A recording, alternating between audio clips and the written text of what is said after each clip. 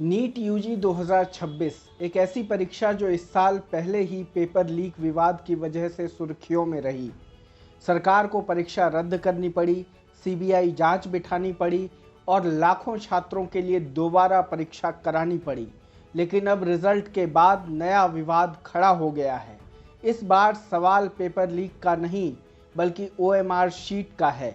कुछ छात्र आरोप लगा रहे हैं कि उनकी ओएमआर शीट बदल दी गई, स्कोर बदल गया या किसी दूसरे उम्मीदवार की ओएमआर उन्हें भेज दी गई।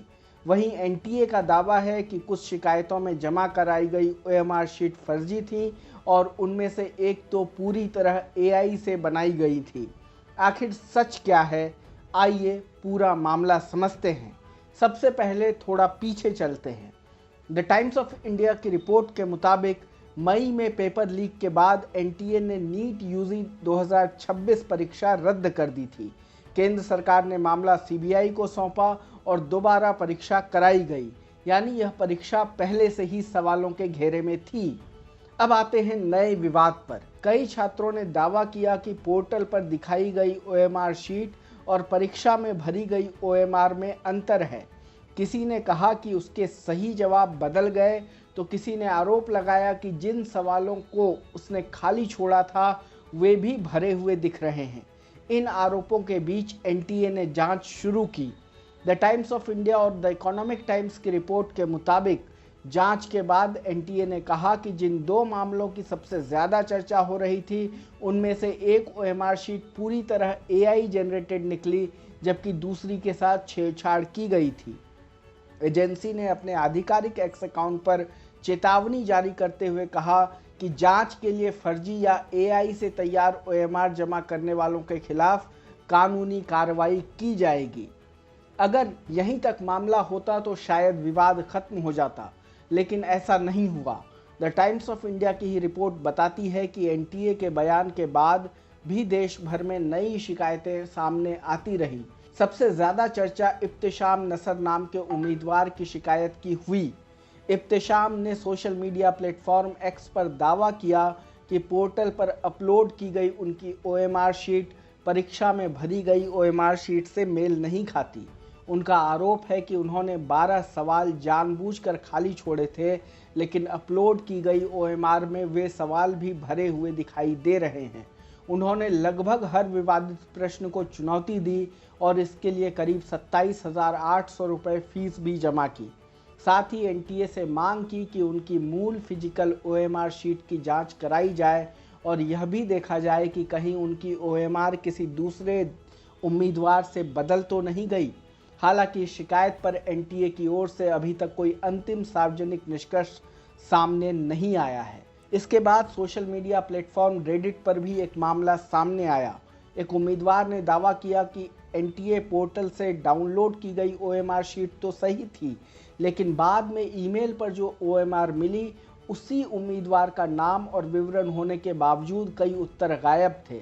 उम्मीदवार का कहना है कि फिजिक्स में जहां उसने 37 सवाल हल किए थे वहां सिर्फ 5 उत्तर दर्ज दिखे, वहीं केमिस्ट्री में करीब 20 ही सवाल दिखाई दिए।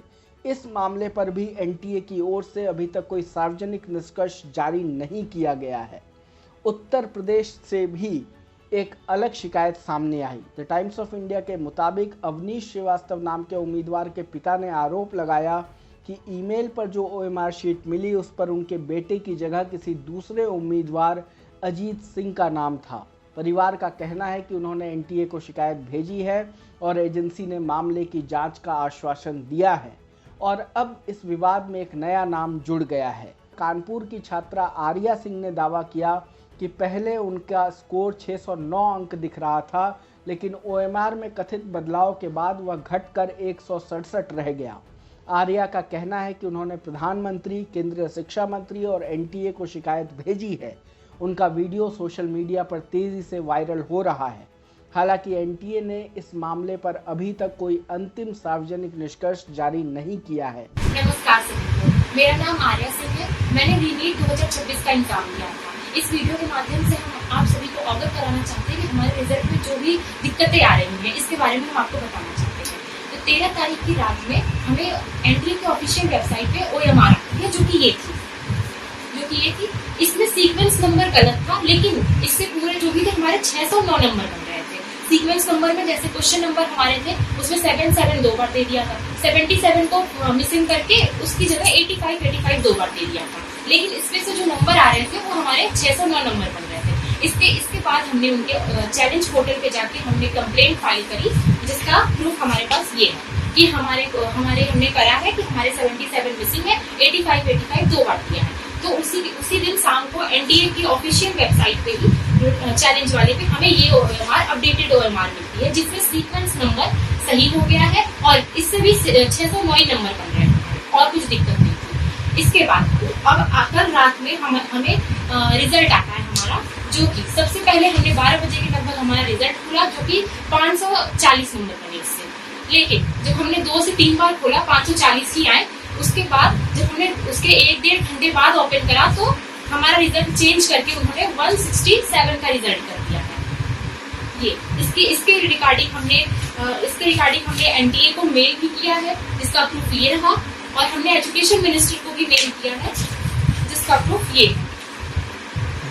तो हम आप सबसे ये बताना चाहते हैं, हम आप सबसे न्याय ये चाहते हैं कि हमें इस पे न्याय दिलाइए। हमारे प्रधानमंत्री जी से हम कहना चाहते हैं और हमारे एजुकेशन मिनिस्टर सर हैं उनसे भी कहना चाहते हैं कि हमें इस रिगार्डिंग हमें न्याय चाहिए। अभी रीनीट का रिजल्ट आया है और उसमें मेरे 164 स्कोर दिखा रहा है, जबकि इसमें मैं जो ओवरऑल करके आया था, जब मैंने चेक करा तो मेरा 684 निकल रहा था।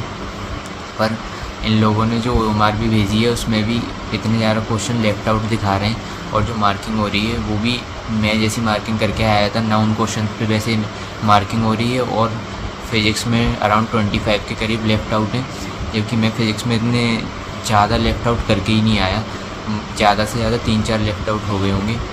और बस मैं यही चाहता हूँ कि एनटीए इस पर देखे कि OMR में क्या गलती कर दी है इन लोगों ने, क्या हुआ है मेरी OMR में, और ठीक करके मेरा रिजल्ट दोबारा आए।